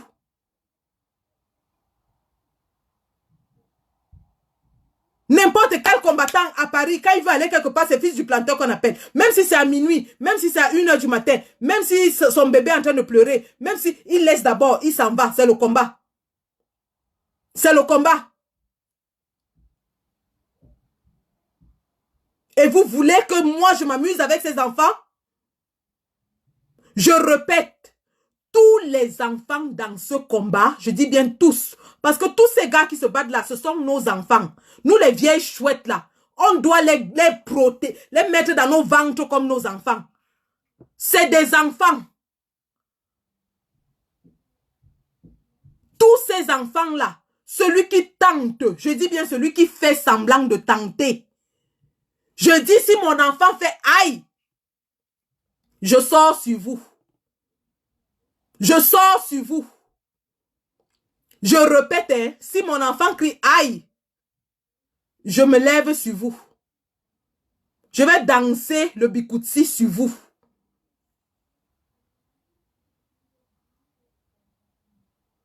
Parce que voilà ces gars-ci, ce n'était pas ces gars-ci. Le combat serait fini. On aurait abandonné, rentré à nos occupations. Hein. Ce sont ces gars-ci. Ce sont ces enfants. Les enfants comme les Stéphane Tchumbu. Les fils du planteur.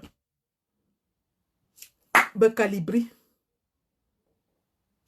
Bana Marcelo de Stuttgart. Un enfant qui conduit, là, il prend sa voiture depuis l'Allemagne jusqu'en France pour le combat. Et vous voulez vous amuser avec ces enfants-là? Ne me tentez même pas. Hein. Ne me tentez pas. Je dis bien, ne me tentez pas. Ne me tentez pas. Je dis celui qui tente, celui qui prononce encore. Écrivez, faites vos choses. Laissez-le, celui qui prononce encore. Je dis prononcer. Je vais danser le bikouti sur lui matin, midi, soir. On va jouer le match là. Vous savez que moi, il n'est pas... Moi, hein, wallahi bismillah. Si vous n'y a rien à dire sur moi-même d'ailleurs, qu'est-ce que vous allez dire? Quand je suis la nièce de Mbongo, je suis infiltrée. On a déjà entendu ça. Vous allez sortir quoi? Si, je vous ai déjà dit ici que même si c'est le nu que vous voulez, je dépose d'abord. Mon Bobby Tana, vous avez vu à Genève, non? Vous n'avez pas vu ça à Genève? Vous allez faire quoi? C'est vous qui avez les choses que vous allez... Je dis celui qui... Vous déposez mes enfants aujourd'hui. Vous déposez mes enfants aujourd'hui. Et je ne reviens plus jamais là-dessus. La prochaine fois que je reviens sur ça, c'est pour le coup fatal. Et je ne rate jamais ma cible. Vous me connaissez ici depuis 1 an. Quand je touche, quand je tire, je ne rate pas. Je dis bien, quand je tire sur ma cible, je ne rate pas. Je ne rate pas.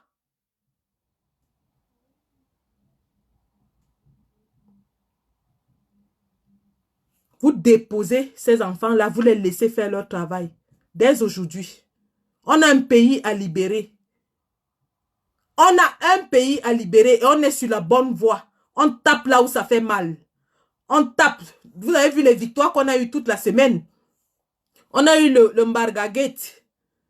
Ça, c'était le coup de poing. Le coup de poing. On a eu Calibri à RFI. Le Mamipi. Le Mamipi. On a eu la distribution des dons du président. La honte de ça. Donc, toutes vos petites manœuvres là, vous arrêtez ça tout de suite. Vous savez, en football, je vous prendrai toujours l'exemple du football. Parce que moi, j'ai joué au football, entre autres sports, que j'ai joué à mon temps. Et je vais toujours vous parler de football. Alors, en football, il y a ce qu'on appelle match. En anglais, on appelle ça match fixing. Donc, les matchs fixés, quoi. Les matchs fixés en anglais, en français. Donc, ça veut dire qu'en football, parfois, il y a des équipes. 2 équipes doivent se rencontrer. Et puis, dans une équipe, c'est soit toute l'équipe est corrompue, soit on cible un joueur qu'on va corrompre pour qu'il vende le match. Ça s'est fait partout, même au Cameroun. On avait les joueurs qu'on disait que, d'ailleurs, même au Cameroun, non. Quand quelqu'un fait le Munkwata, on prend le ballon, on marque, on dit, ah, il a vendu. Donc, on sait que ça se fait en football. Mais malheureusement aussi, ça se fait en politique. Et donc, de plus en plus, on voit ces phénomènes-là. On voit ces phénomènes des joueurs qui entrent dans le stade. Au lieu d'aller marquer le but dans le camp d'en face, il se retourne contre son propre filet. Il dose un petit bam. Si le gardien n'est pas fort, ça entre dans le but. Voilà, on voit les joueurs comme ça de plus en plus. On voit les joueurs comme ça de plus en plus. Que l'adversaire là-bas, il est en train de... Au lieu de prendre le ballon, de courir devant, aller tirer là-bas, bam! Lui prend le ballon, il fait demi-tour, il se retourne face à ses filets, il commence à dribbler ses défenseurs, il peut taper sur la lucarne là-bas, bam! Tout le monde wanda que, mais gars, c'est comment non? How que le goal est là-bas, toi tu viens marquer ici.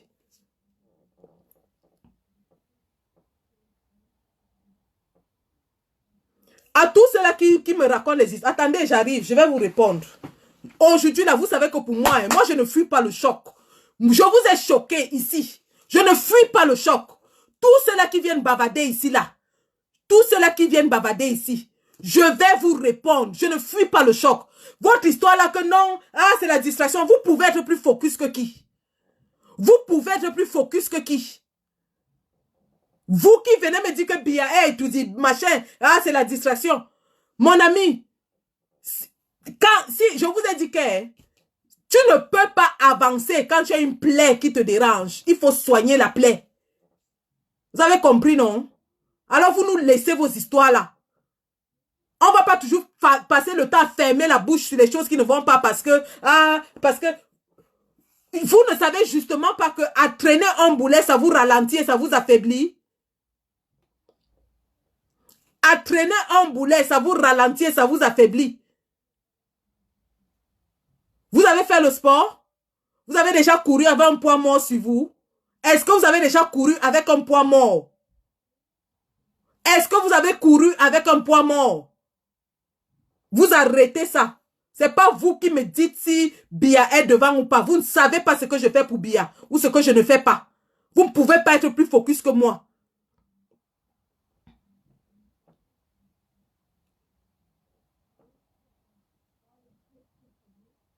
On va parler des sujets qui dérangent et on en parlera. On en parlera parce que si on n'en parlait pas, la résistance ne serait pas là où elle est. Il n'y a pas de gens qui ont distrait la résistance ici. Vous nous avez dit de laisser. Aujourd'hui, où en est-on? Ils sont nombreux, les gens qui étaient ici dans le combat pour distraire, pour créer les problèmes, pour nous freiner, pour qu'on ne combatte pas bien, mais qu'on les combatte, non? On s'en est débarrassé justement parce qu'on a crevé l'abcès. Et c'est ici devant vous que moi, Sandy, j'ai abordé chacun des dossiers. Je dis bien chacun, avec preuve à l'appui. Et vous le savez. Vous savez que quand il faut faire le sale boulot, c'est moi. Je n'ai pas peur de ça. Je vous avais dit ici que je suis moi la déblayeuse. Je vais déblayer le chemin. Les autres vont venir passer. Moi, je suis le caterpillar. Je monte à la charge, j'enlève tout ça. Vous voulez qu'on reste là, on ne dit rien parce que oh, il faut pas dire ça. Vraiment, ça distrait parce que machin. Vous savez le genre de personnes qu'on a eu ici dans ce combat qui ont voulu justement nous freiner avec des histoires. À ces gens-là, qu'est-ce que vous allez dire? Est-ce que vous allez là-bas de leur côté leur dire que quitter même le combat? Non. Vous allez regarder quand on fait le Congo ça. Vous allez regarder quand on parle des vies des gens. Vous courez là-bas. Dès qu'on annonce un live, on fait le Congo ça. Vous êtes là-bas, vous tous. Dès qu'on annonce, on fait un live, on insulte les fesses de Sandy. On insulte le soutien de Sandy. Vous êtes tous là-bas. Et pour peu comme ça que je parle, vous venez là. Ah, on ne doit pas dire ça. Bien quoi. Vous là, celui qui dit ça là, tu peux chasser bien plus que moi. Tu es plus focus que moi. Tu ne vas pas me dire ce que je fais. Je ne fais pas, hein. Tu penses que c'est parce que je fais ce live que dans 5 minutes, ça va m'empêcher d'aller consulter si les choses avancent ou pas? Tu penses que c'est parce que je m'arrête pour traiter un problème qui existe que ça va m'empêcher de continuer le combat?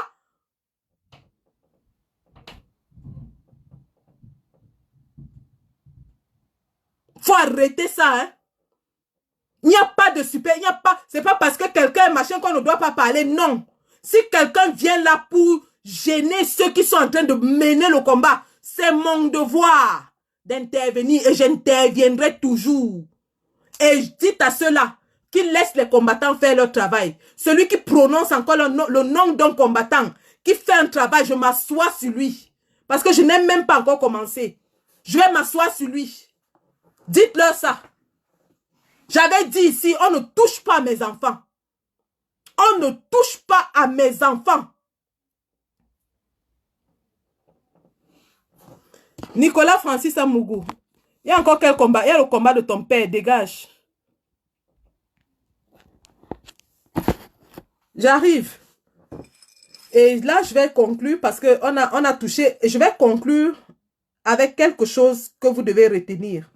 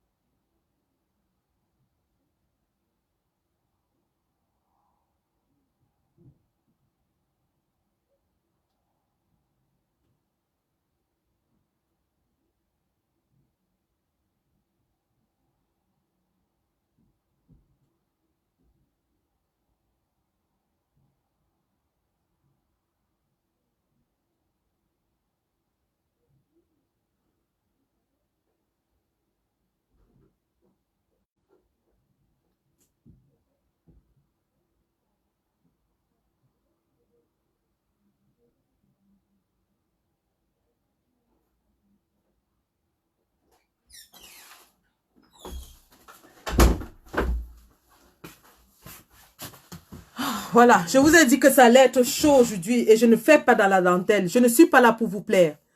Je ne suis pas venue dans ce combat pour faire plaisir aux gens. Je ne suis pas venue dans ce combat pour me faire des copines, des amis. D'ailleurs, je n'en ai pas.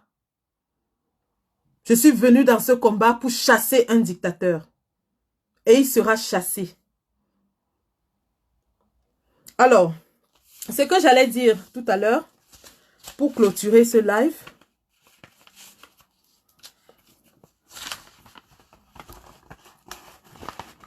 j'allais revenir sur ce que mon commandant Calibri a dit à RFI. Nous sommes sortis pour chasser un dictateur. La base n'est pas le MRC, n'est même pas la branche armée du MRC, mais ils ont voulu dire que la base dépendait du MRC. Nous n'avons aucune honte. D'ailleurs, nous le disons avec fierté. Nous soutenons le programme du président élu, le professeur Maurice Kamto, parce que c'est le seul programme qui a prouvé qu'il était au service du peuple et pour le peuple. C'est pour cela que nous le soutenons. Nous soutenons le président élu, le professeur Maurice Kamto, parce qu'il a démontré à Mondo Vision qu'il a gagné les élections de 2018 et qu'il réclame les 32 PV qui lui ont été volés. Il est le seul qui a défendu sa victoire. Il est le seul qui a tenu tête au président usurpateur. Il est le seul qui a accepté des sacrifices, à consentir aux sacrifices, justement pour réclamer cette victoire. Pour cette raison, nous soutenons le président élu jusqu'à la gare. Pour cette raison. Cependant, il y a des gens, et même, qui ont toujours, à ce jour, honte de dire que la base travaille pour restituer la vérité des urnes. Il y a des gens qui ont honte à ce que le nom de la base soit associé à celui du MRC. Mais je pense que cette question a été résolue avec élégance par le président élu à Paris. Et encore dernièrement, lors de l'interview de M. Narcisse Mbarga. Le président élu a dit ceci. Il ne peut pas empêcher à quelqu'un de le supporter. Il ne peut pas empêcher à quelqu'un de le supporter. Il ne peut pas empêcher à quelqu'un d'avoir son effigie. Il ne peut pas empêcher à quelqu'un d'avoir sa photo. D'ailleurs, c'est une photo qui dirige au Cameroun en ce moment. Je ne vois pas le port de cette photo poser problème. Cette photo, il y en a même des centaines dans certains bureaux. Ça ne pose aucun problème. Alors pourquoi est-ce que ça dérange lorsque nous, de la base, nous portons l'effigie du président élu? Mais que ces gens-là sachent une chose. Une seule chose. Le MRC, c'est le MRC, c'est un parti politique. Ils vont suivre leur programme politique. La base, c'est la base. La base est un mouvement activiste. Cela nous donne la liberté, la latitude et les moyens de déploiement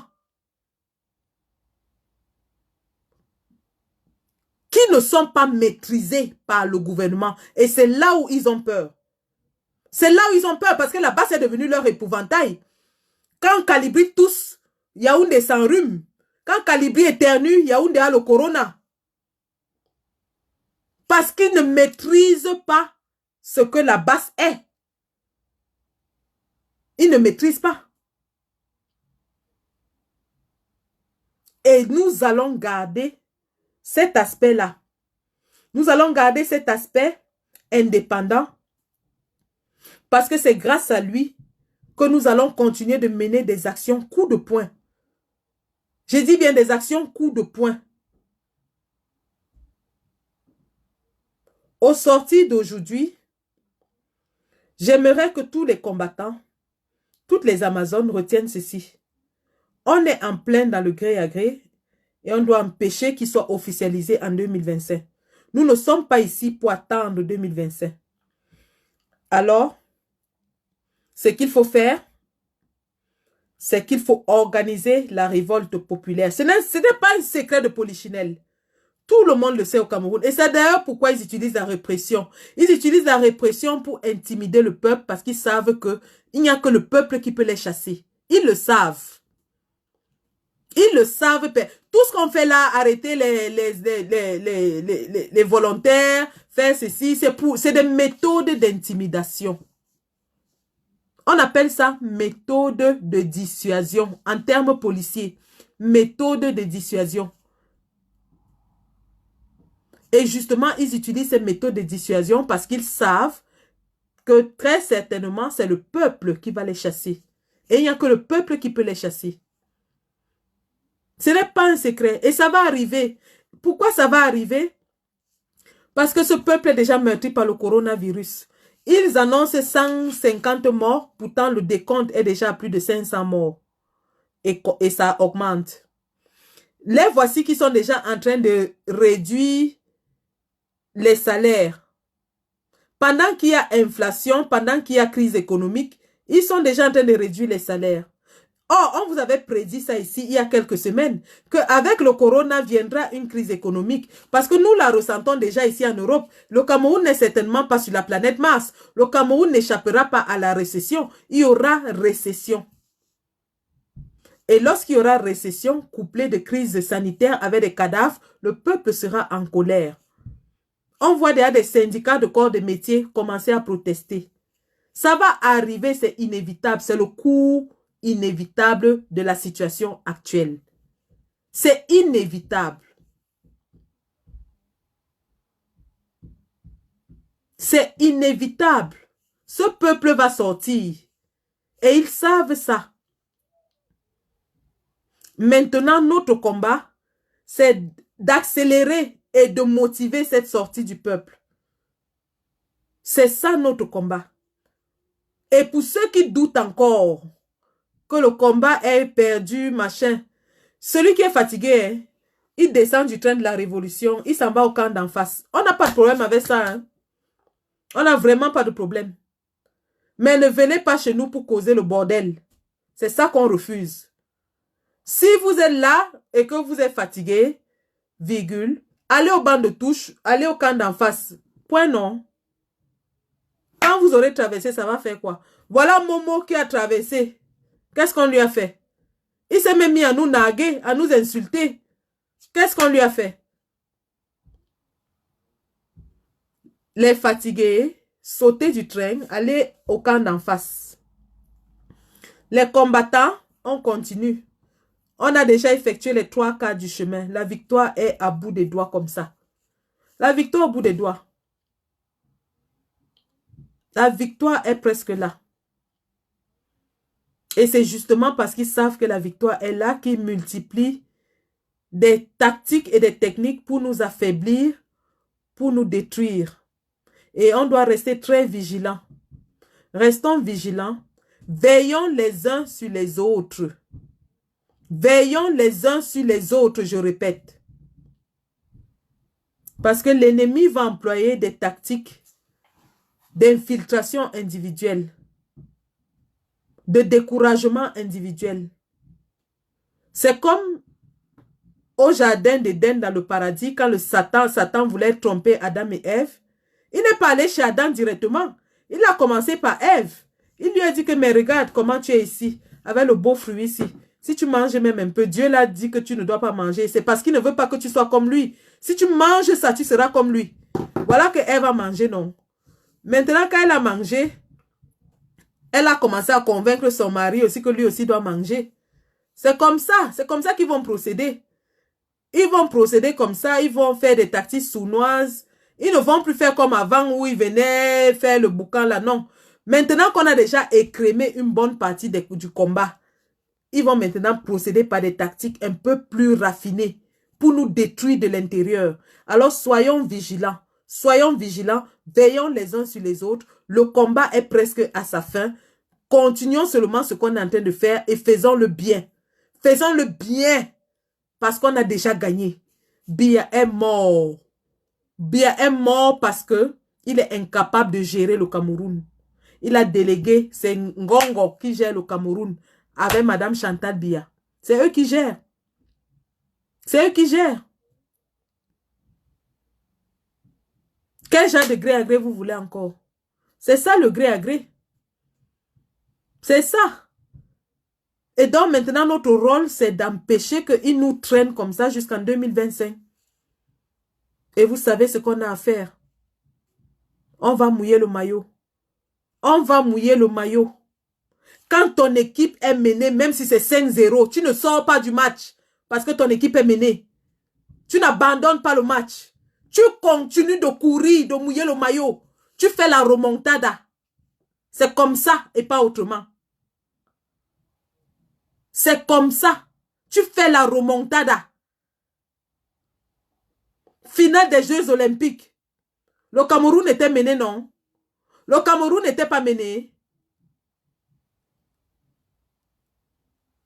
Donc, les gars, ce soir, c'était vraiment un coup de gueule.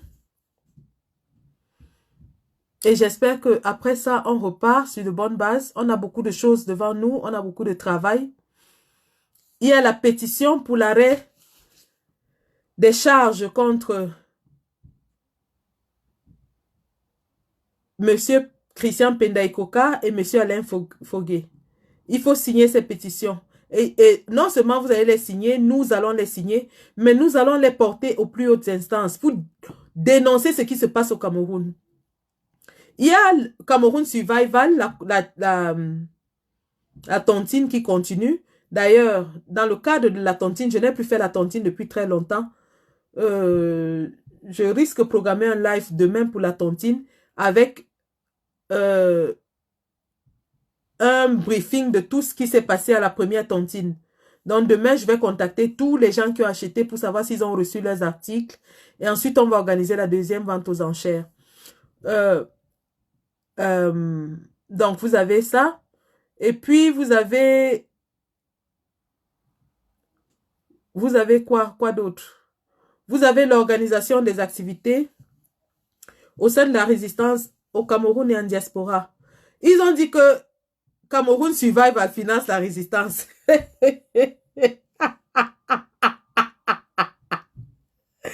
Ouais, vraiment. Cameroun Survival finance la résistance. Pitié de vous. En tout cas, les gars, nous allons signer cette pétition. Les avocats font un bon travail sur place. Nous allons continuer le combat. Resserrons les rangs, veillons les uns sur les autres. Le combat devient rude, hein? Ça devient très rude.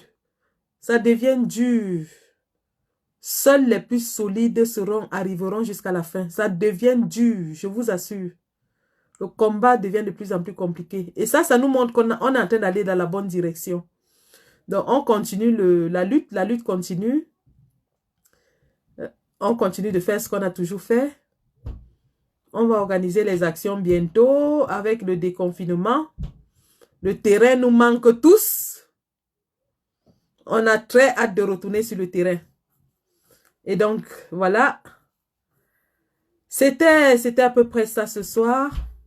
Et donc, demain, nous allons recommencer avec la tontine boîte de nuit, ampoule rouge. Celui qui est fâché, hein, il prend la corde VIP, il l'accroche au cou. C'est comme ça et pas autrement. Quelqu'un ne va pas nous dire comment on doit combattre. Chacun combat à sa façon. Et c'est la somme de tous ces combats qui mène à Etoudi, à la chute du dictateur. La tontine continue, le combat continue. Les oiseaux de mauvais augure, passez votre chemin. Sinon, la vieille chouette va se lever sur vous. La patrie ou la mort? La patrie ou la mort? Nous vaincrons. Ne doutez jamais de ça. Ne doutez pas un seul instant de la victoire. La patrie ou la mort? Nous allons vaincre. Merci.